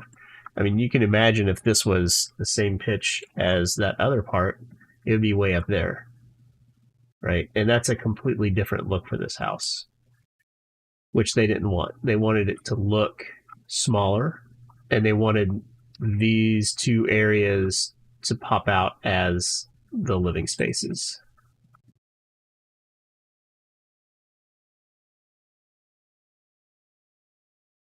So it's kind of all about what you like. What story you want to tell.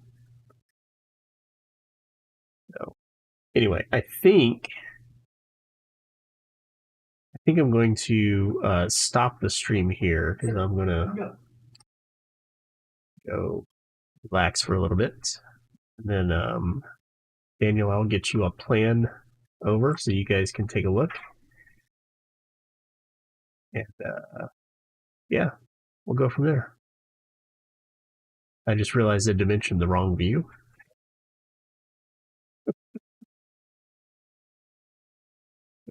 That. Anyway, appreciate you joining me. And let's see, is there any other strategy to make roof design more complex and look good? I mean, just practice, playing with it and practicing. That's about it. About all you can do. All right.